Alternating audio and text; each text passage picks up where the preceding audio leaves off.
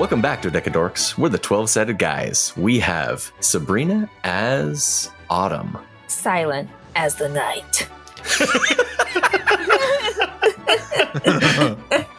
You could have said silent but deadly about it. I think that was good. That would have been great too. We have Matt as Roz. Well, hell. Oh, gosh. And Jordan as Grondel. Indubitably. Grondel. And me, Scott, as Paul the DM. Oh, wait, hold on. Give me a sec. I need to take a sip. Oh, yeah. Have you ever had a nemesis? Are you thinking of them right now? Are you tired of hurling insults and plotting each other's downfall? Well, we've got the perfect solution for you. Recommend our podcast to your favorite enemy. Yes, I said your favorite enemy. We know you secretly have been dreaming about them.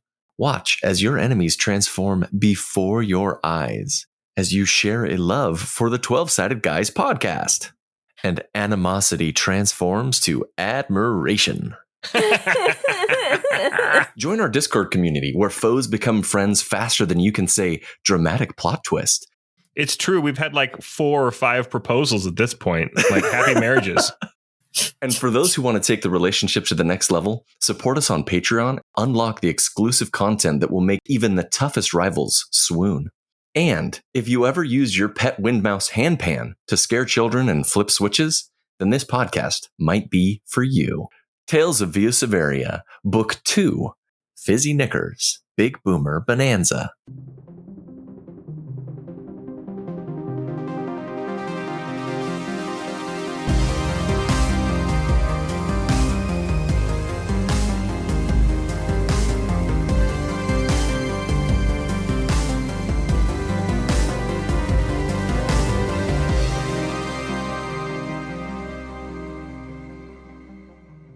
All right, guys, it's my turn for a campfire tale. I'm going to share the story of my mother, Roz, and the last adventures that I heard about her before she disappeared.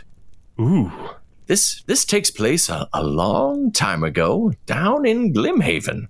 Now, at this time, there were some Sahuagins. Sahuagins? I learned how to say it in Final Fantasy, but, you know, I think Dungeons and Dragons spells it differently. I believe it's pronounced Sahuagin. So there was some Sahuagin invading our little Glimhaven and the caverns and farms that we have all around the city. And they were rightly raiding, and this is the tale of how my mother saved the city. Wow. She sounds awesome. She's amazing. You're going to love this story. Every bit of it's true.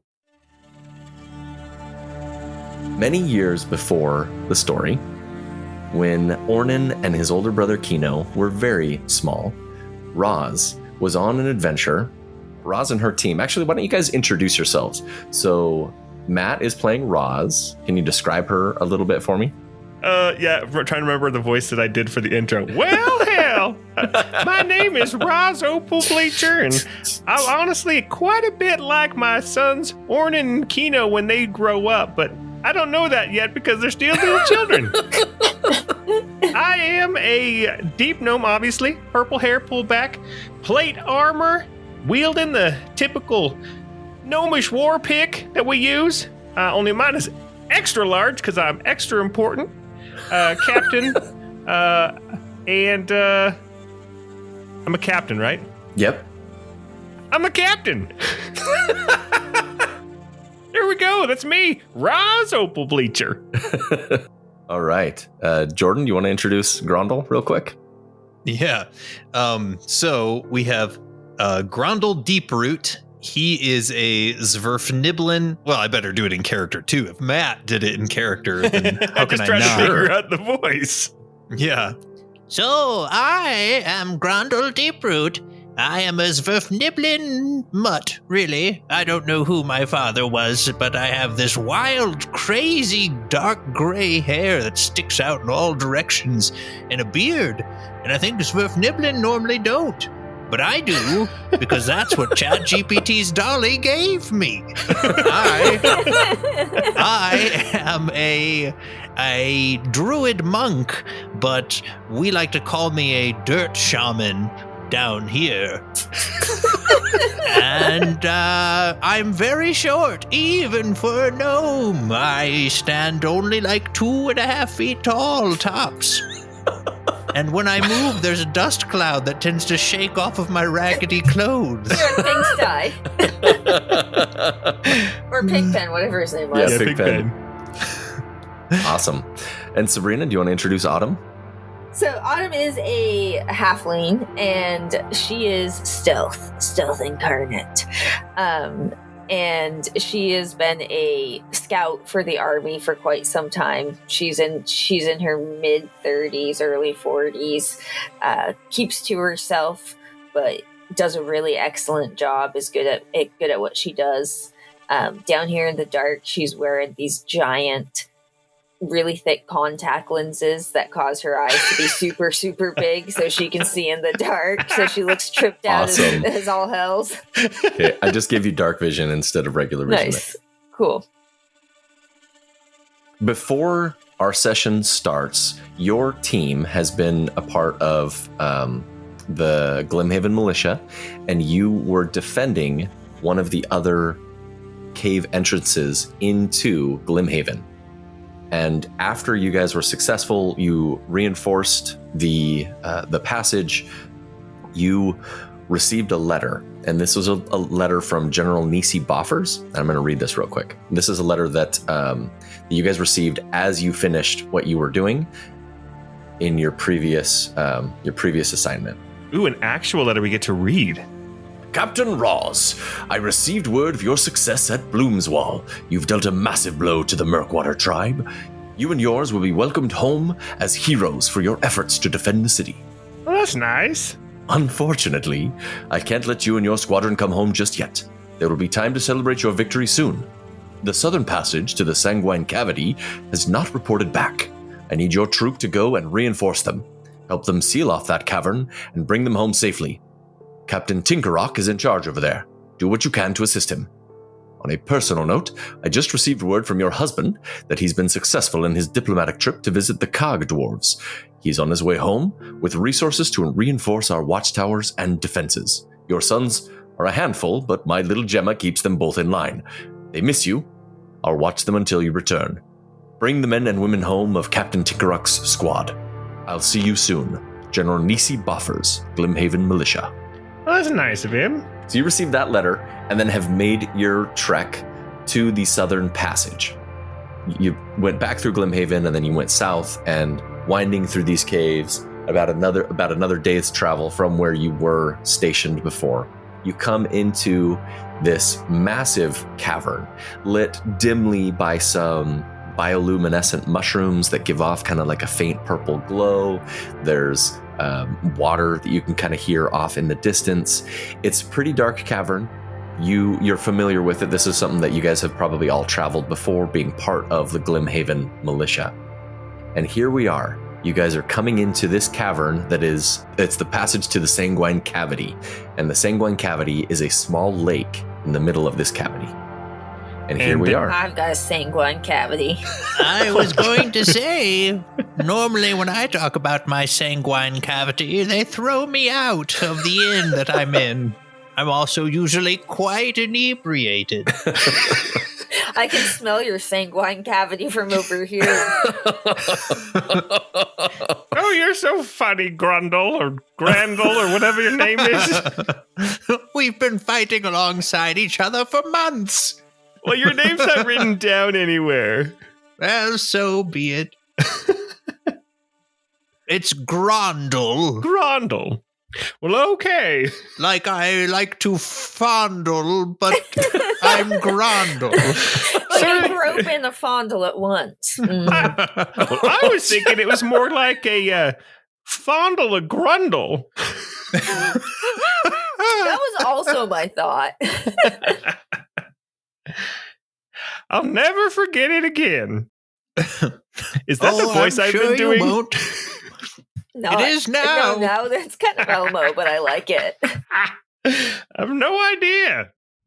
As you guys are coming into this passageway and you see a massive lake in the middle of some of these cavernous like stalactites and stalagmites blocking your view, the first thing that you guys notice as you walk in, and I'll have everybody make a perception check as I'm describing this, and then I'll say what extra things that you guys have noticed. Ooh, perception check. So the first thing that draws your attention is right in the middle of is a stalactite hanging down, and it is massive, easily 30 feet across and just hanging. It's not blocking your vision across the lake, but it hangs down pretty far. The next thing you guys notice... Ah, the beautiful teats of Mother Earth. We dust shamans worship these, you know. Just let the mineral water drip right down the teat. Just suckling on it. The water of life. The next thing you notice is that on this stalactite that's hanging down, this massive one, is some scaffolding that has been put together, and it's hanging out over the water. So what did you guys get for your perception checks? Roz got a 12. Okay. Autumn rolled a 7. Grondel got an 8. Grondel and Autumn noticed just about what I have said. Nothing extra from that. I'm busy trying to imagine how this stalagmite looks like a teat. Well, you haven't seen an old lady's teats then. It's just so It's very pointy. pointy, right? It should be obvious. Pointing straight to the ground. So, Roz, you notice that across the way is a small bridge that spans this, what seems to be a stream that flows kind of down. You hear the faint sounds of someone moving, and that's all I'll give you, but it sounds a little bit like they're directly to the west of you. Okay. And we were expecting to hopefully be able to reinforce some other militiamen here, right? Yes. All right. With that in mind, then I'll move a little bit forward to see if I can get a better view to the west. Let's see. I'm kind of right at the shore at this point. I can't really go any farther without getting in the water. Yeah. So the water at like the first 5 feet, maybe 10 feet out seems pretty shallow. But as you look into it, it's pretty hard to see the bottom of it. Straight down from where you're standing right there, you can see just like the corner of what might be a tent, and then maybe some gear that's sitting by the tent, but it's pretty far away still. You're probably like 50, 60 feet away from it still. Well, it looks like there might be some gear or maybe a campsite from the militiamen we're looking for over there to the west. Let's carefully make our way through the water and see if we can't reconnect with them. Should we slip through the shadows, through the night, through the dark? Well, we live underground. It's kind of always night, but yeah, you can go ahead first. See if you spot anything as you sneak around. I'll just clank around over here. So why don't you make a stealth check for me, Autumn? Oh my gosh, sorry, I was muted that whole time. I was laughing about my 25 snack. She's very snacky. I just want to go up and kind of just make sure they're actually the people who we think they are. Yeah. So you, from where you're standing there, you can't see too well yet. You see 2 tents and some gear, but that's about all you can see. There's a campfire that's not lit. Am I able to make it over like the shoreline, or are these okay? So like I can kind of cruise along. Yeah. And you rolled well enough that you can move and not be noticed without getting like right up to them. Oops, didn't mean to go quite that far, but like maybe like there. Yeah. So from there, again, you still can't see anyone yet, but you can kind of see like the makings of a campsite. And right above you at this point is the scaffolding. So right as you're stepping over the water on this southern part of this opening, the scaffolding and the platform above you is right over your head. Does it look rigged? Yeah, there's some things that you notice as soon as you walk over there. There are some barrels and cases of supplies. You notice some massive devices that are red. They are probably 4 feet tall, so taller than most of the gnomes here, and laying on their sides just underneath the scaffolding. In addition to that, you see a number of people laying down on the ground in makeshift mats, and you see a young woman walking between them, tending to them. So I'll describe a couple of the people. The first one that you notice, the one that's up and moving around, she is a young gnome woman with teal hair. She's kind of scurrying about. She's got long flowing robes, and there's a mace hanging at her hip, and she's kind of going between each of the people on the ground and kneeling in front of them and offering a silent prayer, and then going to the next one, putting a little water in their mouth, tending to them very carefully. You are 100% confident that she has not noticed you. None of the other people are moving, but it looks like there are 4 people on the ground that she's tending to. And do these people look like they could be our contacts who we're looking for? Yeah, you get the idea that these are probably them. Okay, I think at this point I will still not reveal myself, but I'll kind of cruise on back to the rest of the gang and let them know what I found. Okay. It looks like they're up ahead. I don't think that there's anything to fear, although it does look like some of our guys are worse for right wear. Ah, sounds like they could use a dust shaman. Well, lead the way, I'll help them. It does look like they have a cleric who's doing something. Cleric schmeric, they need good healing dust from our Mother Earth. Just wipe some dirt on it. All right, let's head over. I'll introduce us and see how their forces are faring. Okay. So I'll kind of take the lead, move a little bit through the water, and head on over. As you approach, the young gnome woman turns around and walks up to you and she says, "Hey, who goes there?" And then as soon as she recognizes you as gnomes and not as an enemy, she lowers her mace and she says, what are you guys doing out here? It's not safe. Captain Roz Opalbleacher of the Glimhaven militia here to reinforce at the Sanguine tube pipe. What was it? Cavity. Sanguine Remember? cavity. Like my cavity. That's right. Mm-hmm. We got to search it. Oh, you'll have to buy me a drink or two. The young gnome woman, she bows deeply to you, Roz, and she says, Esmir Gemblewumble, at your service. The Gemblewumbles from over on Bibberbang Lane. That you? Yeah. Bibberbang Lane, you gotta watch out for that place. All right, hate those Bibberbangs. We lived on Bibberbang Lane for a while, but we moved. It was getting a little bit too gentrified for us, and so we didn't. It just didn't fit our vibe anymore. Well, tell your parents hi for me. When you say her parents, her visage kind of lowers a little bit, and you detect some sadness, and she glances behind her to the right, and she says, "Well, my dad Jepos is over there." I look over there. What do I see? You said they were all laid out on makeshift mats? Yes. So you see an older gnome, maybe about Roz's age at this point. He's got a trimmed beard, teal hair, just like his daughter Esmir. He's in some really fancy armor, the gray skin that's typical for the deep gnomes. His eyes are closed. He's on a pallet, and he's got a bandage over his face, and without making a check, that's as much as you notice. Okay. Well, perhaps I could be of some assistance. Can I go over and do a medicine check or something?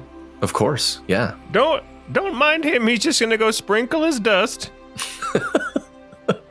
Oh, should I be worried? Sprinkle, sprinkle, sprangle. You can hear my dust. I am Grundle Deepro. I'm the king of sprinkling. Okay. That was amazing. I'm honestly not sure he's not going to make him worse. So I did a 25 on my medicine check. Awesome. So as you go and inspect him, you see that Jepos is breathing. He's unconscious, but stabilized. So he's not dead, but he's worse for wear. And as you inspect him, you see a number of wounds kind of all over his chest and side and his arms. None of the wounds are, they're all piercing wounds. So no slashing, no blunt damage. It's all piercing. So like big, like straight gashes into his side or into his arms. But he is alive and in really bad shape. Do I get the sense that like a cure wounds spell would be effective in healing him? You could heal him and he could be out and about, but he's in really bad shape. Got it. I will use one level 1 spell slot of cure wounds on this guy just to see if I can help him be a little bit better off. So kind of with a wave of literal like sprinkling dust on this guy, he heals him for 6. Yeah, we heard the song. No, I need you to sing it again. Sprinkle, sprinkle, sprinkle. So as you were sprinkling dust all over this guy's face, he kind of wipes it off his eyes. Oh, what's? And he reaches for his side and he's trying to find his weapon. And then he looks up, eyes wide at you, Grondel, and says, "Oh, what? You're welcome, my son." Oh, I didn't think I survived that. Well, what happened? He sits up and he leans against the cave wall that's right next to him, and he kind of peers out into the water and he says, "We're still here? We need to leave. We need to leave now. The Sahuagins are coming back." The Sahuagins. Do they come back like with the tide or something, or? We've encountered them. Okay, let me explain what our mission was, and then I'll tell you what happened with them. But we've been trying to set some explosives to seal off this cave so that they can't keep attacking us from the waters here. They've been regularly harrying us and attacking, and it's been about a week. Wait, I thought they had scales, not No, hair. the harrying, like a tactic of like attacking and then retreating and attacking and retreating. They're trying to whittle us down slowly. But it seems like no matter how many of them we kill, they just keep throwing more of those beasts at us. And that's not the worst of it. There's, at least yesterday, we thought we saw some sharks in the water. Well, I don't like the sound of that, and I'm not sure I know what a shark is, but I know that water does not work well with dust. And I, as a dust shaman... Turns to mud, I think. Yes, it's not pleasant, so it doesn't work. It's just not what the Unlike Earth the Mother dust would was have. just so pleasant. No, well, if we had a mud shaman, it'd be different, but we just have a dust shaman with us. That's right, the best kind of shaman. Mud shaman usually just like doing facials and stuff, it's all. Pretty superficial. They're busy at the It's spa. a bunch of hokey woo-woo new agey nonsense, if you ask me. Not like good clean dust. Anyway. Remind me when we're done here that I do need to make an appointment with the mud shaman. So Jepos, he's kind of hurting still, but he stands up and he walks around this little stalagmite. This one's coming up from the ground. Select it. And he comes to face you guys a little bit more and leans against the cavern side. He says, "Well, why did you guys come? Why are you here?" Well, we finished sealing off ours, and we were here to reinforce yours. Just following orders. Yeah. Well, if that's the case, then maybe we can then be about finishing up here and blow this cavern, and then head home. Where do the explosives need to be set? Well, we see, and he kind of points up. He says, "The scaffolding up there. We've already got one of them up there on top. We need to get one across the way." And he kind of points to the bridge that they have made across the water. He says, "We need to get one across the way over by those mushrooms, and we need to get this other one down here up onto the scaffolding as well. Once we do that, then we can blow them up. But I'm not trained in this. That was Tinkerrock's thing." And he kind of motions over to the older man laying on the ground. Oof. The one with the skull icon next to his token. The one with the skull icon next to his token. That's encouraging. He's got sick highlights. Oh yeah, he's Yes, he does. Yeah, he does. That's great. Does. So Tinker Rock, again, deep gnome, gray skin. He's got white hair that he's obviously dyeing teal to try and like maintain his youth a little bit. It looks so natural. No one can tell. It's just for gnomes. And he is, he's bandaged, but there's so much blood. And it's just the way, the body language of both Esmir and Jepos, you can tell that he is dead. And Esmir, she says, well, Jepos was the only one who knew how to use the fizzy, I can't remember what they're called, fizzy somethings, he kept calling them. He was the only one that knew how. Is this something that you guys could do? Well, I mean, hit something explosive with fire, it usually goes off. Yeah, how hard can it be to blow things up? Seems like that's something I usually try to avoid. These are pretty dangerous, what he said. Fizzy Knickers is the guy that built them. They're pretty powerful explosives. Could you guys imagine wearing fizzy knickers?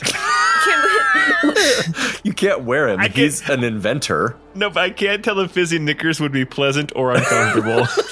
Can we do they'd be pleasant, all right. Most pleasant. Can we do like a history check to see if we know anything or something about like, I don't know, fizzy knickers? Of course you can. Oh, fizzy knickers. Yeah, make a history check.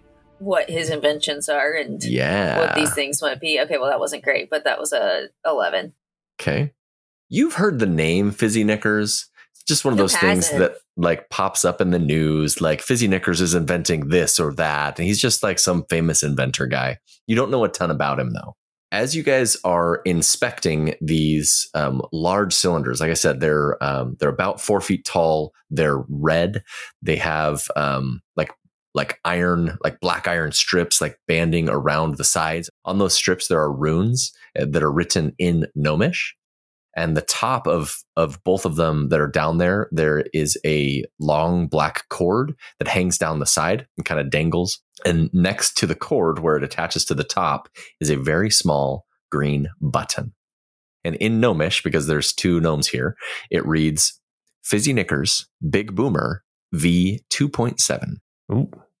Fizzy Knickers, big boomers with the green dangles. Okay. Somebody Google that quick. And anyone looking at this can make an Arcana check, DC 15, to get a little bit more knowledge about this. Tempting. Arcana check DC 15? Yeah. Why not? I'll give it a shot. Roz got a 6. Roz got an 11. And Grondel got an 8. All right, I think we still fire's the best bet here, guys. Just throw fire at it. I think you're right. So, Roz, you might have heard of maybe the V 2.3 or 2.4 of Fizzy Knicker's Big Boomer. It's a series of bombs that he makes. Mm-hmm. You know that they unleash like massive surges of fire, and then there are like metal pellets that shoot out that also are explosive. So, just kind of all sorts of magic and regular like technology mixed together to make a massive bomb. It's very dangerous. I'm actually more familiar with the 2.3 or 2.4, but with the new version, the camera's not as good and the battery life is crap. You guys, I hate to be the one to say this, but in general, people coming in to blow up the natural wildlife for pissing them off are not the good guys. That's all I'm saying. I know sharks are kind of scary. So, for context, the Sahuagin, that's how I've always said it in my head. So that's what I'm going to stick with. And any listeners can get mad at me. The Sahuagin, they have been raiding and sneaking into Glimhaven and, pillaging, stealing things, and then going back, sometimes even stealing people. It's been pretty bad. And so this is one of the main ways that they have been getting into the village. And so that's why the city council decided to blow up this cavern. They're enslaving our people. You gotta do what you gotta do, I guess. Or eating them. I'm just saying, these bombs seem sketch. Well, we can see if we can do something with them, we could at least put them where they're supposed to go. Where are they supposed to go? Well, they just pointed them out. They're up on the scaffolding. Oh, And across the pond. Yep, Jepos points across the pond. He says, one needs to go across the way, and we need to put one by the stalactite up there, and then another one, and he kind of points to the east, to the mouth of the cavern over there. I see. If you climb up there, you'll be able to see it better. And does the Sahuagin come from the lake? They come from the lake usually. Okay. Well, I don't know if we should leave you down here to defend for yourselves while we're setting explosives. How heavy are they? They're pretty heavy. If you're holding it, you would be basically encumbered. It would be half movement. Okay, so I think with my strength of 20, I'd probably be the most adept at carrying them. Yeah. I would say that it would still slow your movement, but you could use like a one-handed like item weapon while you're holding one of the bombs. All right. Okay. Where other people, it would like take both of their hands to move it. Well, should we split up and do it, or do we go together? I can't carry one of those things. I'm just going to be real with you guys. All right. Watch my back. I'm going to pick one up hoist it up on my shoulder, and then I'm going to start climbing the ladder. Before you go, Esmer says, I think we might need this too. And she runs and she grabs what looks like a small wooden box with a plunger. And she says, this was important too. I don't know what it does, but it's supposed to be part of the bombs. It's a large wooden box written with kind of inlaid with different wood kind of on the corners. It is carved with like runic motifs, and this one reads in Gnomish on the front. It says, Fizzy's almost patented Big Boomer Activator. Ooh. Well, it sounds like this activates the boom. Problem solved. Yeah, I just Tinkerrock, when he was alive, he said something about it like it doesn't work like really far away or something. So I don't really know. Great, nothing like being up close and personal to shrapnel grenades. With this one as well, make an Arcana check to see what you might know. Oh man, none of us are smart. I got a 4 Arcana. My gosh, me too. Don't worry, I rolled a 3. Oh no. Okay. Well, if it doesn't work far away, I guess it's pretty much worthless. We could just leave it here. Wait, how heavy is this thing? You could carry that. Okay, I can pick that up then. Mm-hmm. It's pretty easily. You could stow it in your backpack or something. Just be careful with the plunger. I mean, me, Matt, having seen Westerns and stuff, I know that you put dynamite down and then you run a line to a plunger box and a detonator, and then you get clear and you push down on that. Would Roz... You find a coyote, you throw him over the cliff. It's true. Would Roz kind of know that's the basic function of how these things work? Okay. Yeah, you guys would all know that that's basically how they work. But with magic involved and no wire in any of the gear, and poor Arcana checks, you have no idea how it sets off the bombs or what you're supposed to do with the green buttons on top and the plunger. Well, my assumption is, and maybe this is a bad assumption, but we gotta move fast, is that we put the bombs where they need to go, and we push a green button to say, hey, this one's ready to blow. And then when we get the chance, we drop the plunger. Probably. Oh, okay. Would it be disrespectful if I did a quick body pat down of the Yes, I'm ready. blue-haired dude? Oh, Yeah, of course. Why don't you make A respectful pat down, but just to see if he has any info. Why don't you make an investigation check as you're looking around? Oh, hell yeah. Okay, come on. I have at least... Okay. Nice. 26. Oh, okay. As you're digging through his pockets, you find some weapons. He's got the war pick that a lot of these gnomes are carrying on their sides. His is definitely smaller than Roz's, like way smaller than Roz's. Wow, you didn't have to point that out, dude. Super small, inadequately small. Yeah, like Size embarrassingly. doesn't matter. It's just how you use it, as she hefts her giant two-handed war pick. You rolled really high. 26 is really high. I will say that you found the Fizzy Knicker's plunger instruction manual Nice. in his pockets. annotated. He's got some notes written on the sides. It's written in Gnomish. And you stare at this. And do you read Gnomish? I do. Well, at least I speak it. I'm assuming that Okay, means I cool. read it. She's nicked the fizzy knickers from his knickers. So it says on the top of this instruction manual, it says Fizzy Knickers Big Boomer Plunger only for V2.3 or V2.7. It says this device will send an activation message to the bombs, detonating them. Unfortunately, the spell that I built with this is message, so it needs to be within 120 feet, and it cannot penetrate through stone. Good luck. That's not great. Not being able to penetrate through stone. It's kind of all stone down here. And mushrooms. Can it penetrate through mushrooms? Lots of glowing mushrooms. What does the book say about penetrating mushrooms? Damn it, I need to know. Do you even know what kind of mushrooms those are? It just those depends are on how delicious. soft and supple the mushroom flesh is.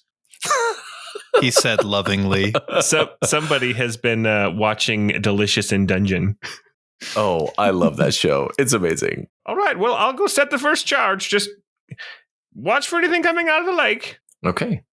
Let me describe this scene a little bit too. So there's some tents on the western side of this little kind of side cavern in this massive cavern. There's some tents and some fire pit on the western side, and on the eastern side there is a ladder leading up to the scaffold. So you can walk over to the ladder and it will warp you to where you're supposed to be on the map. Oh, Should we go with you? Make sure you're safe. that's fancy. So as you are on the top of this, you can see down below, you can see the people kind of moving around. You're about 15 feet above them. And the scaffold that they've built goes out above the small lake, and then it connects to the stalactite that's hanging down. You see that there is a bomb on the left-hand side, the western side of this stalactite. Then the scaffold goes out to the east and connects to the cavern wall on the east side as well. And reminding me, where did they say that the bombs will need to be placed? So the one bomb needs to be placed on the next to the stalactite, and then the other bomb needs to be placed on the eastern side by the cave entrance. All right, I will straight up walk the bomb over to the eastern side, and I will place it. Just set it there. Wait, am I on the wrong map? Did you follow them up the ladder, or did you stay down there? Oh, no, I was going to follow him up. Did I not? Hello. So you guys all three climb up. Esmir also comes up there with you. Did anybody else bring any of the bombs, or was it just me bringing one? I'm too weak. Yeah, I do not have the strength for that. I'm about stealth. Guess whose dump stat is strength? Both of you? I'll never tell. I'm the knight. You gotta be light and sneaky. As you guys are all standing up there, I'm going to need everyone to roll their initiative. Oh, Ooh. Grondel rolled an 8. Grondel hasn't rolled much above of 10 yet. Grondel, you remind me of a friend of mine, Jordan. I am. Doesn't matter the virtual tabletop we use. I will roll poorly in it. Roz got a 4. Okay. Interesting. Autumn got a 23. Okay. Autumn, you beat the initiative of the thing that's here. So nothing has happened yet. Okay, I would like to sneak and see if I can kind of gain a little bit more vision on what's going on. Why don't you make a perception or investigation check for me? All right, let's do investigation, and that's a 25 to investigate. Okay.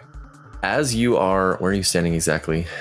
Okay, you are just climbing the ladder, getting to the top of the ladder. You can see from that vantage point, you can see down the cave, and then across the water near the bridge, you see coming up out of the water is a reptilian webbed foot Sahuagin, and he's carrying what looks to be a javelin or spear made out of some white instrument or white thing. And he is coming up out of the water near the bridge. You can only see one from that angle, but you do see that there is something coming right now. Hey, there's a Sahuagin. And he looks like he's coming for blood, guys. Oh. Can I shoot him with this turn, or is that it? Can you? What's the range? What have you got? You can probably make a shot from there. Yeah, I took the feat that doesn't have disadvantage for. Oh, cool. Distance, so I think I should be cool, right? Okay. Yeah. Why don't you make an attack? All right, that is a 22 to hit. That will hit this guy. Nice, cool. Okay, and that is 16 damage. Ooh. Huge damage. Okay. He's hurt. He's looking real bad. So what is it that you use? Is it a crossbow? Is it a bow? Like what are you doing and what's it look like? I just have a little short bow because I'm a little short halfling, so it's pretty big on me actually. And in the dark, in the night, I whip it out. Oh yeah, my. you do. Oh man. And I'm blushing underneath this dust on my face. and then you never know what happens. Sometimes people die. That's amazing. Okay. Anything else that you want to do on your turn?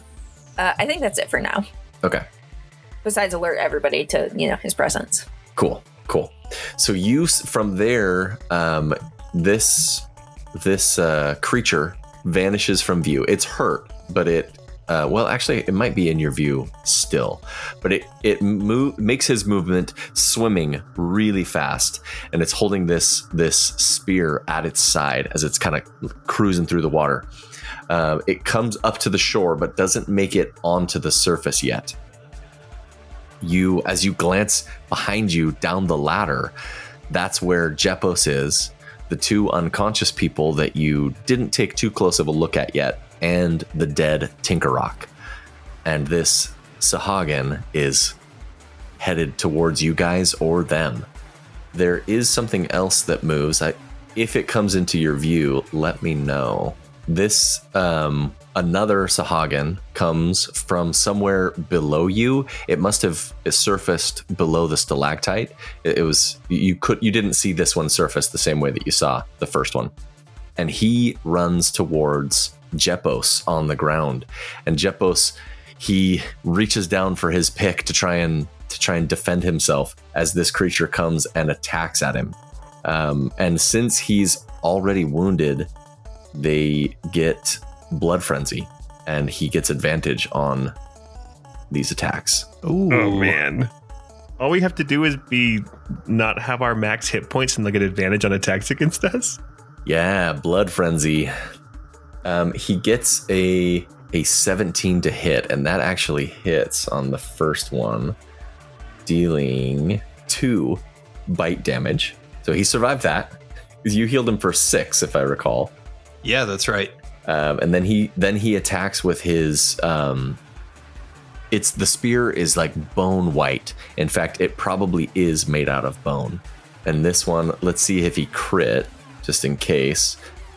He got an 18 to hit, and he dealt 12 damage. So he gores right through Jepos, and Jepos falls on the ground, R.I.P. Jepos. dying. And now it is. No, my spell slot. It's Grondel's turn. It's my turn. Spell slot. Jesus Christ. It is at initiative 8. It is Grondel's turn. So I'm assuming I can see down into this area where the Sahuagin have been kind of fighting these people. You can see down there. Grondel is going to kind of smack his hands together and then rub his palms together, and then say, All right, Mother Earth, send us your champions to defend us. And then he's going to kind of shoot his stubby little hands forward, and some dust is going to kind of float down. And in these areas here, Okay. We are going to have... It's going to be something horrifying, isn't it? A dusty hinky punk. We're going to summon clay monsters. Oh, nice. This is conjure animals. And we're going to do... He's going to say, come forth, Phobos and Deimos. That's fantastic. Perfect. I'm going to roll initiative for them. 15 is in their initiative. Okay. And that is my turn. Okay, awesome. That brings us to Captain Roz of the Glimhaven militia. Ooh, Captain Roz is going to go ahead and move charge back down the bridge up here, the scaffolding, and she's going to say, "Ephos, I need you!" And a spectral purple worm will burst out of the ground right next to this Sahuagin that's still in the water. Awesome. And it's going to take 2 attacks using my stats. So here we go. Very cool. Let's see what happens. First attack's a 23 to hit That will definitely hit. Nice. for 18 bludgeoning damage. Oh, that is enough. What does it look like as the spectral Ephos just devours this guy? So spectral Ephos pops up out of the ground and just goes right for the head and kind of it's still in the water, so it clamps onto the head and then kind of pushes down under the water and is now underneath the water with this Sahuagin corpse. Now, just so I know, does Ephos have like a stat block in health? AC of 17, 1 hit point. Okay, cool. Because there are things in the water. Just wanted to see if she was targetable. Yeah. But so listeners, Roz is an Echo Knight, so it just takes a bonus action to bring Ephos back if Ephos gets destroyed. That's awesome. That's amazing. And so that was both of my attacks, and my bonus action and my move. So I think that's it for Roz for this turn. That brings us back to the top of the initiative to Autumn.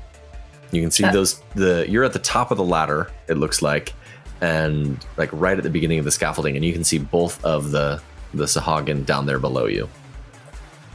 Awesome. I am going to whisper to Esmir, sorry about your dad. And then I am going to shoot the other Sahuagin with my bow for a 19 to hit. A 19 will hit. And that is... Alright, that is 20 damage. It is hurting. It looks like it's almost dead, but not quite dead. Anything else you want to do on your turn? Alright, I think at this point, I'm just going to hang out. Yeah, no. I'm not going down there. All right. At initiative 15, no one can see quite yet, but another thing is coming out of the water. You hear the voice of someone speaking in a very strange sounding language. It sounds like it's coming from directly below you. Don't like that.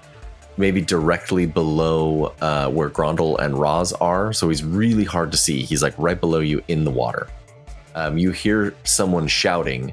Yes. So you hear some shouting in another language. Actually, what languages do you guys speak? Roz speaks Common, Elvish, and Gnomish. Common, Gnomish, and Undercommon. I speak Elvish on top of that. Nice. Grondel is Common, Druidic, Dwarvish, and Gnomish. Okay. So none of you understand this language that's being spoken below you, but somebody is shouting something, and it's directly below you. Probably cat calling me. I'm looking good. Oh, totally looking good. Letting arrows fly. That brings us to... So something happened below you. You couldn't see real well. That brings us to initiative 16. The Sahuagin that was next to the elementals. What's the AC of the elementals? 14. Okay, so he's going to take a bite attack against the first one. No, Phobos. So he bit Phobos for a 25 to hit. Oh, that would hit. For 6 piercing damage. Okie dokie. And then with his bone spear, an 18 to hit. That would also hit. And then that one dealt 7 piercing damage. Oh. So a total of 13 damage. Okay. My poor stone puppies. Then another Sahuagin comes towards Ephos. Actually, 2 of them come at her. We'll see if the other one might keep moving. The first attack is a 5. That'll miss. That'll miss, yeah. And then the second attack is a 19 to hit That will hit, for 2 piercing damage. which is enough because this spectral form of Ephos only has 1 hit point. Okay. Then the next one is going to come up and he's going to attack Deimos, actually. He's going to attack Deimos with a bite. Deimos, sorry. For 11 to hit on the bite. That will miss. And then Good boy. and then a 21 to hit on That the will spear. hit, you terrible dog. For 2 for 2 damage on that one. So pretty weak damage, but it hit. Then that will be their turn. And then we'll have your elementals go. Okay. So we will start with Phobos first, which is this top one. Okay. Phobos is going to attack the Sahuagin that's right next to her. The one that was injured or the one that hasn't been hurt yet? This one? I'm not sure if I'm looking at the right map. Oh, sorry. I'm looking at the other side. Yeah, this one here? Looking over here, I'll do this Okay, one. I got you. Okay, cool. Make your attack. So because of pack tactics, this one will have advantage. Awesome. So first roll is a 23. We'll roll again to see if we get a crit. And we do. Oh, let's roll some Nice. damage. All right. So Not going to matter a ton. All right. So it's 10 damage. And then for critical, do you want me to roll 2d6 again? Yeah, or isn't it just you just double what you rolled and then... Yeah, we could do that too. I'm fine with Or that. it's up to you. I don't. Yeah. Why don't we do that? That'll keep it easy for us. So Okay. that'll be 17 damage. Awesome. What does that look like when this just runs through him? So this Phobos, this is like a stone construct of a wolf, Nice. and it just kind of bites down with this like kind of almost with the sound of rocks clapping together, and then just shakes him to pieces. Oh, amazing. That is enough to do it, and this one drops dead. Woohoo! Okay, and then Deimos Okay. will attack the Sahuagin that's right next to him. Okay. And with pack tactics, first roll is a 15 with advantage, a 20 to hit. Okay, that will hit. And that Roll will some do 7 damage. Okay. And that's it. All right. Now that brings us to Esmir, who's up there on the balcony with you guys. You hear her just let out, just starts wailing and crying. Dad, oh no! And then she kind of pushes past you, Autumn, and she runs and jumps down the ladder and runs. Yeah, that's not safe, girl. She climbs, she's using her movement, and she gets up to her father and she kneels down at his side, and she starts casting a spell. That is 6 more healing. So she kneels down and she casts a spell. She's holding a holy symbol in her hand. You see this ring on her middle finger on her right hand starts glowing, and she's offering a prayer, and then puts her hands on her dad's chest, and then you see him gasp for air, and he comes back to life. Oh, wow. And that is her turn. And then that brings us to Grondel. Grundle here. Are you sure it's not Grundle? I'm pretty sure. It's what the gods of the chat GPT gave to me. So from up here, he kind of takes a quick sidestep up, grabs a clump of stone, like almost like he's scooping ice cream out of this solid rock, which doesn't make sense, but for some reason his hand just kind of melts into it, pulls out this chunk of stone. He steps back here, and then he is going to chuck this at this Sahuagin down here that's between Phobos and Deimos. Okay. And this is his Cold Stone Clay Clump, and it's a 24 to hit. That will definitely hit. And it will love do, Cold Stone. Oh yeah, those Cold Stone clay clumps are great. I love how you straight up take your you scooped out some Cold Stone. Did you use 2 scoopers at the same time though, and mash into the ice cream as you were going? You know, he's not that cool. It was just a one-handed scoop. What mix-ins did you choose? Honestly, A little bit throw of some extra. He pain. sprinkled some dust in there. Pain and death. That's amazing. And so he hits him with 8 necrotic damage. So it kind of hits and almost starts eating away at the flesh of the Sahuagin. Amazing. Yeah, that is huge damage on that guy. Okay. Anything else on your turn? That's it for his turn. All right. Captain Roz. Roz will shout out. Well, actually, first she's going to jump down. She's got 20 strength. You said it's about 15 feet down? So she'll take the damage and jump down there to get her body in the way of some of these other people. Okay. Why don't you roll a d6? So I'm going to jump down to right here by where Ephos used to be. Okay. And so that's my movement. For my bonus action, I'm going to say, Ephos, I'm not done with you yet. And Ephos is going to pop right back up where she used to be. So all the tokens on the board are still alive, correct? Yes. So there's 2 Sahuagins on the board right now that you can see. Actually, there's one that now that you're down here, you see floating in the water, just a yoked out, beefier looking Sahuagin. And this one actually has 4 arms instead of 2. And he's holding a trident and not a spear. They're evolving. That's way too many arms. It's like Machamp level arms. I was going to say, it looks like Goro. Oh, yeah. It looks like a green Goro with a mohawk. I love it. The water Goro. Okay, so Roz is going to go ahead. There's the Sahuagin that is closest to the survivors here with Phobos and Deimos. She's going to take 2 swings on that guy. All right, let's see. This one's looking really hurt. Okay, well then she's not going to take a big swing.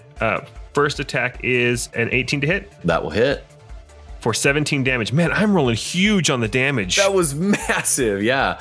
That's what does that beautiful. look like when you just bring this war pick into the guy? So Roz favors the hammer side. She likes the splat as opposed to the punching holes and things. So it basically just comes down over the top, big swing as she's jumping down, and crushes the head down into the neck, breaks the neck, crushes the head down, pushes it down into the chest cavity as it crumples. Awesome. So that was the first attack, and then she's going to look back, and Ephos is going to take an attack on the one that dispersed her earlier. Okay. And this one is going to be a big swing. So this one potentially could do some pretty big damage. 14 to hit. A 14 will hit these little guys. 25 damage. Oh, what does that look like when Ephos gets it in one go? Basically just dives, punches a hole straight through the torso. Nice. Wow.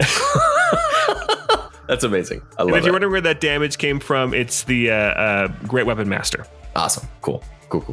And that's where we'll stay for now. All right. Then that brings us back to the top with Autumn. Okay, I can't see any of these guys. I don't know if it's because I'm up here. They're all dead, except for the one that's poking its head out in the water. The yoked out guy is the one in the water right now. Gotcha. Okay. But can I stay up there and see him, or no? I guess I No, couldn't. because Okay. the scaffolding and the platform would block your view of him, so you'd have to climb down the ladder to get an angle at this guy. Awesome. Then I will climb on down, and I will move up then a little bit closer and try to kind of hide behind these rocks with my bonus action and shoot him. Okay. Shoot at him.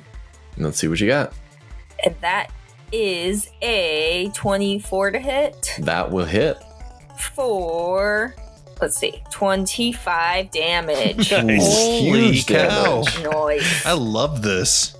It's That's fun amazing. being level 8. So, yeah, huge hit on that guy. All right. Anything else you want to do on your turn? Nope. I'm just gonna hang out here. You hear the larger guy speaking again, and you see him pointing. Now that there's a few of you guys down here, you can see that he's gesturing towards the bomb and the plunger. And when he says that, you see, as he's talking, you see a couple more of these guys pop up back out of the water, and there are 2 more in the water next to him. And that's what you see. And then he ducks under the water and disappears from view as those other 2 appear more or less where he was, within like 5-10 feet away from him in this little lake in the cave. And that is his turn. And that brings us to the Sahuagin. One of them is going to run 5, 10, 15. He's going to swim for part of it, and then try to grab one of the bombs that's right next to Autumn. And he is able to move 5 feet holding it. He's still right next to Autumn, but he has got both of his hands around this massive bomb, and he is trying to get away with it. The other one swims up next to both Ephos and Roz, and I'm going to say odds and evens. Odds, Roz, evens, Ephos. Evens. So he's going to take a bite attack at Ephos. And he got a 9 to hit against Ephos. Okay. So Ephos is still fine. Okay. Then the next attack with the spear is a 5 to hit. Ephos is just swirling around the looping around on herself and like going around the spear as it comes in. Okay. Very, very like acrobatically. All right. That brings us to the elementals that are down there. All right, so let's start with Demos. Demos is going to bound forward 5, 10, 15, and kind of position over here next to the Sahuagin that just attacked Ephos. Okay. And make an attack. Yeah, make your attack. Okay, I think this will still get because everybody's within 5 feet of the target, this will still get the pack tactics. Okay. So 23, we'll roll one more time to see if we critical. We don't. So okay. 23 to hit. 23 will hit. Let's see what your damage is. For 10 bite damage. Okay. And then I didn't mention this last time because we were just straight up killing the guys, but it has to make a check. Yeah, DC 13 strength save or it'll get knocked prone. Okay, let's see. Does not have a great strength save, but it is +1. And it got a 5, so this one is knocked prone. Nice. Great. So that's Demos. Phobos is going to bound around the stalactite and make an attack at the Sahuagin that's grabbed the device, the fizz bopper. Okay. Fizzy pants. Fizz wanger. Fizz knickers. Fizzy wanger. Fizzy knickers, big boomer, V2.7. That's right. Nice. So his attack with pack tactics, he got a 14 to hit. A 14 will hit these guys. Cool. Okay. So 6 damage, and then he'll need to make his DC 13 strength save or get knocked prone. He got an 18 on his strength save. So this one is still standing, but the other one did get knocked down. Womp womp. Okay. All right, that's it for the claymation animals. Awesome. I love it. That brings us to... Is that why you were singing the Rudolph the Red-Nosed Reindeer song? Maybe. Whatever. That's amazing. That's amazing. You guys hear behind you and below you for Grondel that's still up there. You see Esmir kneeling over her father again, who's still like reeling from almost dying twice now. And she starts casting a spell onto him. Again, she's kneeling over him, praying. Her big ring starts to glow, and then you see this blue aura shield over the entire body of her dad. And then there's just like this blue aura over him, protecting him from something. or not from something, from being attacked. And that is her turn. Before we get to Grundle, up out of the water. That's right. Oh, man. Out of the water, attacking. I can't remember which one was the one on the eastern side, Phobos or Deimos. That would be Phobos. Okay, so coming up to Phobos, a reef shark pops out of the water. Ooh. I'm reflavoring some of the monsters here, so it's not the reef shark stats, but it's a smaller shark. It runs up and it makes its attack. It runs up. It's like a street shark. It's a Remember street the street shark. sharks? It swims up. Watch out. It rollerblades up. I meant to say It's swims up. awesome. Oh my god, gonna get say- out of here, Matt. Oh my god. Hey, Street Sharks was like a cartoon and toys. They were man sharks. Anyway, look it up. Jawsome. Jawsome. Does a 17 hit, Yeah. and then it deals 15 piercing damage. Whoa. There are flecks of stone and cracks so now all jawsome. over this poor stone wolf. Then that shark is kind of swirling around in that like deep water right next to where Phobos is. Then that will bring us to Grundle's turn. Oh, Grundle's ready. I'm going to... I can't really see anything from up here because it's all happening right below me. Below me. This one here is knocked prone. Below me. This one here on the left that you can see is knocked prone, but the rest of them are dead. Okay, cool. That one that he can see that's been knocked prone, he'll take a step like 5 feet forward so you can get a better view of it laying there kind of in the shallows. And with some of the stone that he scooped out of the earth, he's going to go ahead and take another chuck of his cold stone clay clump, Nice. which will be it would be an 8. Do I get advantage on this? Or is that only if it's melee? It's probably only if it's melee. So technically, you have advantage if you're within 5 feet. Oh, got it. So okay. because you're more than 5 feet away, you'd have disadvantage. Oh yeah, Got it. because he's prone and hurt. Yeah, okay. So an 8 is not going to hit, unfortunately. Okay, darn. I'll use the rest of my movement to start coming down the steps. And I think that probably lands me here. Yep. Perfect. Okay, that's it. Alrighty. Roz, what would you like to do? Okay, Roz will first. She's the captain, so she's going to start shouting out some commands. She'll say, "Grundle, get the survivors up and out of here. Autumn, stop that Sahuagin from taking the explosive." No, good advice. I wasn't gonna do that, but good captaining, Captain. Sassy, I love Yeah, it. I'm going to grab the plunger Okay. and take that.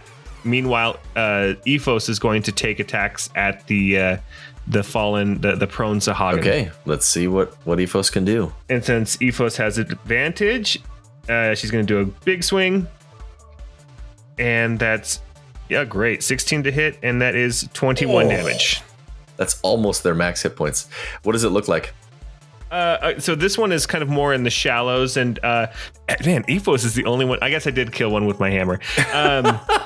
Ephos is going to, yeah. I know. I forgot that with my Great Weapon Master, I get to use my bonus action as an attack when I kill something or crit. Oh, So Ephos will basically just kind of swims down through it and just takes a big chunk of its torso with it as Ephos goes through the ground and then pops back up. Amazing. Meanwhile, Roz is going to move. Let's see. Oh, okay. Well, I grabbed the plunger, Okay. and then I'm going to move up, and I'm up by the reef shark, so up past Phobos, and there's the shark there with me, and Okay. there's the Sahuagin that's trying to take the explosive. So I'm actually going to attack at the Sahuagin with my second attack, and this will be a normal strike for 23 to hit. Oh, that definitely hits. For 12 bludgeoning Oof. damage. This one is looking rough. And since I did have I killed one before, I'll take my bonus action as another attack. Okay. That's an 18 to hit for 10. Okay. Again, just mowing these ones down. What does it look like on this one? Man, I'm not as creative. This is going to be like a big like baseball swing that crushes it between the hammer and the rock there. Amazing. So that's where I'm going to be at. And then Ephos can actually move 30 feet. So I'm going to have Ephos move down and actually start climbing the ladder. Awesome. And I believe Ephos can get to What would it look like to have a worm climb a ladder? Oh, Ephos is basically like just like swimming between the rungs. I love it. Like in a serpentine thing. So, yeah. So another person surfaces above the water. This is a new combatant. This one also has 4 arms. It's hard to tell gender on these, but this one does have maybe a little bit more of a feminine cast to her. Damn, look at those titties. I can barely notice that she's got 4 arms because she's got some slanging things on her.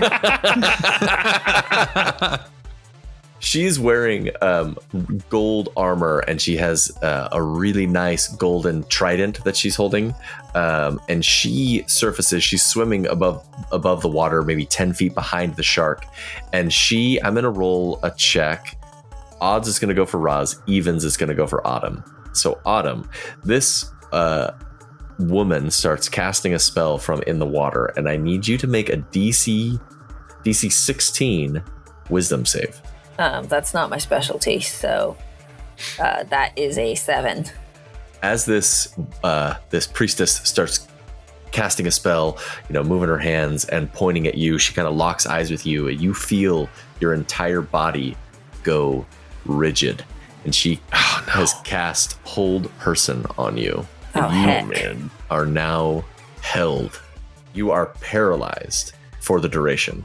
At the end of your turns, you can make another Wisdom save to try and get out of it. Okay. All right, that sucked. So that brings us to your turn. So there's pretty much I don't think there's anything I can do to get out of this. You could make the save again at the end of your turn. Just at the end of the turn. Okay. Yeah. So then that is just what I will end up doing. And that is Wisdom. Come on. Sweet Justice 14. Oh, just shy. It's a All right, well heck. All right. That's what I'm doing. Okay. That brings us to the larger Sahuagin guy. He pops out of the water and he's going to swim. He can't get past the shark. I guess he could go underneath the shark and pop up over on the side of Roz. That's actually what he's going to do. He pops up over on the right side of Roz in the water, and he is going to take some attacks at Roz. His first attack. Good luck, Sonny. You're not missing any hit points, are you? No. Okay. His first attack. Oh wait, no, I am. How much damage did I take when I jumped off that bridge? We never determined how much damage that was. A minute ago. It was 4 damage. Okay, so yes, now I am injured. Okay, then he will get advantage on these. Either a 19 or does a 19 hit? A 19 hits, yeah. Okay, so 10 piercing damage as this guy just chomps into you. Okay. Then he strikes at you with his trident for a 21 to hit. Yeah, that definitely hits. Dealing 12 piercing damage. Okay. And that is this guy's turn. And that brings us to the elementals. Yay! Okay. I'm going to we'll start with Phobos over here. Can Phobos attack this reef shark thing? Yeah. Okay, let's have Phobos go for that. So a 10, and then with advantage for pack tactics, a 21 to hit. A 21 will hit. He has pretty low AC, but just a lot of health. Got it. So it would be 11 damage. Okay. And I don't know if that thing is immune to being prone. It's currently swimming, so I'd say it probably can't get prone right now. Okay. Yeah, don't sharks die if they stop swimming? I think you're right. And then for Demos over here, Demos is going to go 5, 10, 15, 20, and make an attack at the Sahuagin Baron dude. Okay. So a 19 to hit 19 will hit. for 11 damage, and then he's Okay. got to do the DC 13 strength save. Okay, let's see. This guy does have a pretty good strength score, but we'll see if he can do it. He got a 15. Okay, so he saves. Okay. And that is it. That's it for those guys. All right. That brings us to Esmir. She is going to run up and step next to Autumn. Don't know that she has anything she could do to... She runs up, and this is her last 3rd level spell slot. She starts... I'm more important than your dad. Don't worry about it. Oh, she's got her dad handled. She's got her dad handled, actually. Yeah, she casts Sanctuary on her dad, so nobody can attack him. She walks up to you, and you see her start casting a spell. She's, praying like fervently as she's kind of like bowing her head right in front of you. Again, you see this ring on her hand start glowing. It's got as you're standing like looking right at it, like next to her, it's got like a 6-pointed star on it. And then she reaches out and puts a hand on your shoulder. 3rd level and lower, she doesn't need to make a check for Dispel. Let me see. Without needing to make any roll, because Hold Person is a level 2 spell, the Hold Person effect goes away, and you are no longer held. Freedom! And that is Esmir's turn. And that brings us to the shark. The shark has 2 targets in front of it. It can either attack Phobos or Roz, and I'm gonna roll odds. It's gonna go for Phobos, and evens is gonna go for Roz. Odds, it is gonna attack at Phobos. Does a 17 hit Phobos? Oh, yeah, that'll do it. Phobos will take 21 piercing damage. Oh my gosh. And like that, Phobos crumbles into a pile of rocks and rubble. Okay. Aw. Phobos is gone. And that is the shark's turn, and that will bring us to Grondel. All right. So Grondel will... Let's see. Can I go over... No, that's going to give me a wall. If I go 5... Can I get to... No, I guess that's a wall there. Yeah, you could squeeze through those rocks if... Yeah. Yeah, I'd let you, but it would take an extra 5 feet of movement to get to the other side. I just want to get within striking distance of this dude. Actually, no. I will stay back here. Okay. But I'm going to use my action, and again, Grondel claps his hands together and says, "The dust of life and death." And with that, his body starts to quiver like a little chihuahua, and this cloud of dust is kind of now like swirling around him and off of his body. Amazing. And So gross. that's his action for this round. Okay. And I don't think he has any bonus actions he can do. Yeah, not at this point. Was that a spell that you cast, or what was that? It was my reflavoring of my symbiotic entity. Oh, gotcha. Oh, that takes an action? Okay. Yeah. It uses a wild shape, basically. All right, that brings us to Roz. All right. Okay. So, Roz is going to take some attacks at the Lord Beefy Sahuagin. Lord Beefy. He's labeled as Baron Beefy Sahuagin. Baron Beefy. Baron Beefy. Okay. Beefy. Sahuagin. So First beefy. attack is an 18 to hit 18 will hit. for 17 damage. Oh, ouch. Second Yes. attack is a 23 to hit That will hit for 14 too. damage. Oh man, he's looking Straight wrecking fools. He's looking real bad. Well, guess what she's gonna do? Let's hear it. She's gonna spin the shaft. Oh, Whoa, I didn't even know she had a shaft. man, I love that. But instead of spinning at 180 to the pointy side, she spins at 360. I love it. I love it She'll so take much. a couple more So cool. strikes. So, third attack is a 17 to hit. The 17 will hit, actually. Oh, nice. Okay. For Barely. 16 damage. Okay, what does that look like when you get this guy? Oh man, it's just repeated overhand strikes, like she's pounding in a railroad spike into, like, working on the railroad, and just crushes him down into the ground. And then with her last strike, she's going to turn and attack the reef shark, and this is going to be a big baseball swing. It's only a 12 to hit. A 12 will just barely miss. AC 13 on this guy. all right. So then what she will do is she's going to move down past is this Phobos, past Demos, drawing an attack of opportunity from the shark. Okay.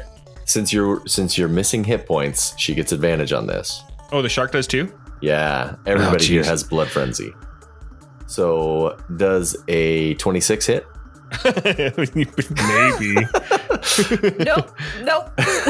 For 18 piercing damage. Oh my goodness, that's huge. Okay, that's fine, because what she's going to do is she's going to leave the plunger here for Autumn, and she'll say, take this, and then she's going to hoist the explosive up on her shoulder. Okay. And she's only used 15 feet of movement, so she's going to use another 15 feet of movement to switch places with Ephos. Oh, cool. So basically, Ephos tunnels down through the ether, and a hole opens a hole underneath her, and she kind of falls through and then pops up, and they switch places. Portal, dude. Yeah. That's rad. Awesome. All right. I think that's the last explosive, right? There's 2 already placed. Yep, there's 2 already placed. That was the last one. You seem to recall that this last one was not supposed to be placed up here, but you've got it in your hands. Where was this supposed to go again? One of them was supposed to go across the lake. One of them was supposed to go underneath the scaffolding, right? Make a let's see, memory check. Let's see how well you remember things check. I'll say either like insight or investigation, and I'll tell you what I had told you. Okay, insight or investigation. It's the same. Are you sure it can't be intimidation? I rolled a 21. Okay, Autumn remembers exactly where Jepos had pointed. That was across the way near the large glowing mushrooms on the northern side of the cavern. Okay. All right. Well, it looks like I could cross over most of the lake up here and then jump down if I need to. And then that brings us to Autumn. Actually, no, pardon me. She starts casting a spell again. Boo! She's going to make a spell attack against Ephos and got a 10 to hit. Which will miss. Yay! Then that will be her turn, unfortunately. She's going to start swimming back towards the northern side of the cavern, still in the middle of the water, hard to reach. And you hear her talking again in some sort of language that nobody else can speak. Then she vanishes under the surface of the water. Don't love that. It's a really good sign. Then that brings us to Autumn. All right, Autumn is going to grab this explosive box, tinderbox, start box, I don't know, and run up this ladder. Oh, the tinderbox is up there with you. So you are now on the scaffolding with Roz, the bomb, and the plunger. Actually, all 3 bombs are up there and the plunger. Okay, I will continue to grab the plunger, and we're trying to head across the pond here, right? Yeah, so what Roz had said was she wanted to run up the platform around the west side of this massive stalactite and then jump down to the bridge below. Okay, so then I will run that direction. I've got 25 feet of movement, and then I'm going to dash as my bonus action. So I'm over here on the other side of the stalagmite. How far down is this path? It's about 15 feet below you. But it is into the water. I'm going to stay here with my little explosive box.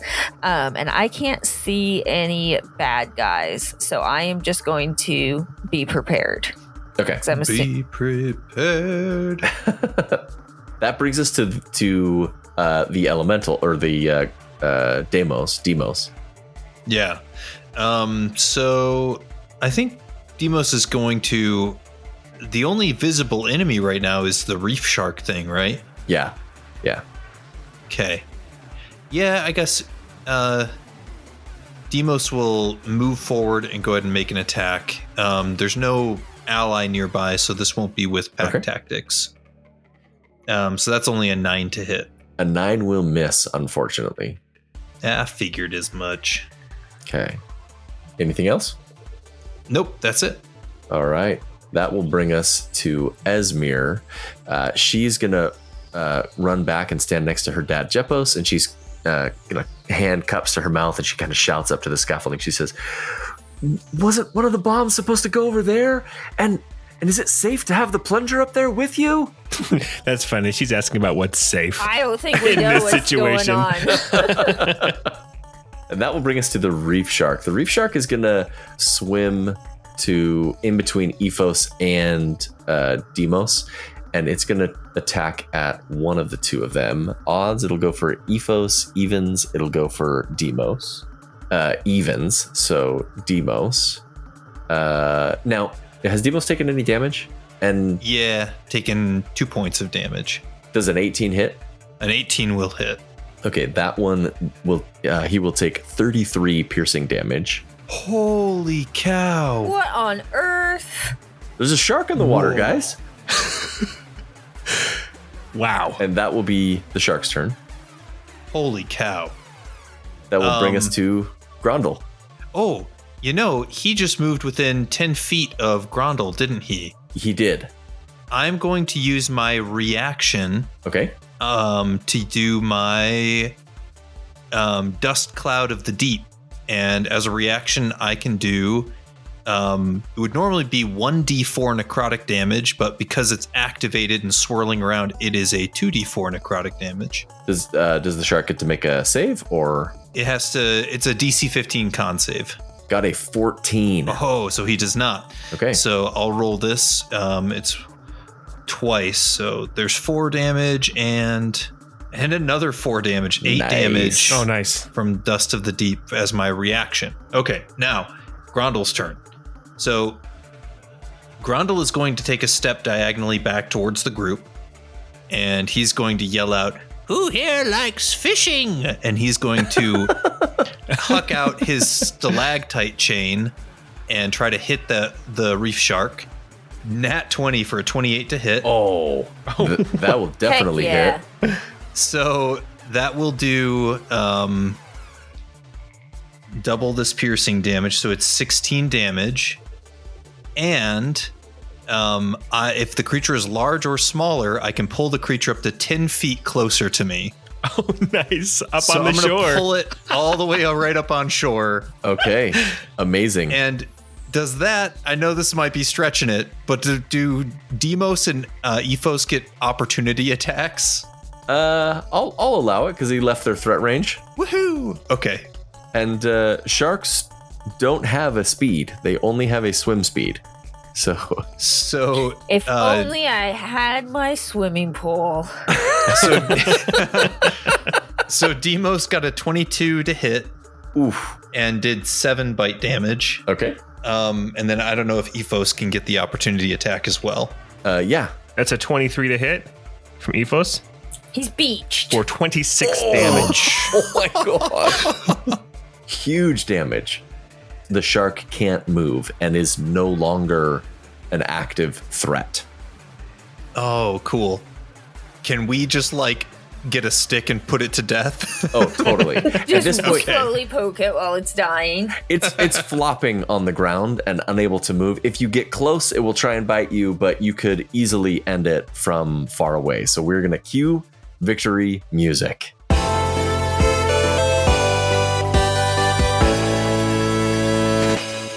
Woohoo! Nice. I want to kill the shark because you guys got all the kills. And Autumn will go just start throwing arrows into it until it's like a little pincushion. I love it. Echo Knight is super powerful. That was cool. Yeah, that was hella cool. Yeah, that's way awesome. That's the story of how my mother, Captain Roz, saved the day. She never did say whether or not they figured out those explosives. In fact, I don't recall that the Sanguine cavern was ever blocked off. So maybe they didn't finish that particular job, but they saved the day. They saved the day and they saved nature. What heroes. Yes, of course. What a fascinating story. I'm looking forward to tomorrow night's story. Whose turn is it tomorrow? Oh, it's mine, and it's going to be a real thriller. A thriller? A thriller, yes. Fascinating.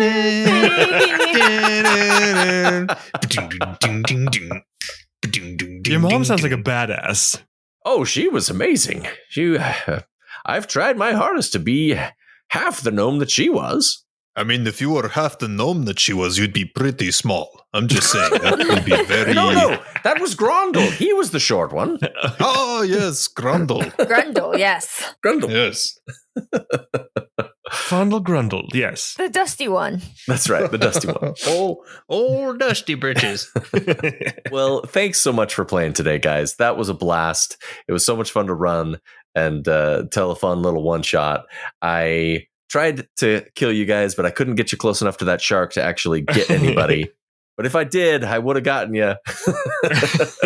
Heck yeah, man. 33 damage to Demos. That was nuts. Taking off limbs, dude. Thanks so much for playing tonight. Listeners, if you're not part of the Discord, go check us out. Go hang out with us. We're on there commenting pretty regularly, talking with the community there. Go find us on Patreon, and you can see all the maps that Paul makes and the tokens, and he puts a lot of effort into this, and it really shows, if you go on there and you see the things that he's put into it.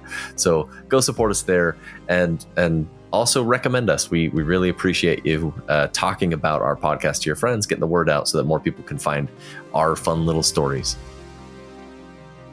With that, thanks for listening. Have a great time or something. Slap Victorian children, I think is what it was. Yes. Fill your days slapping Victorian children. Have a great time.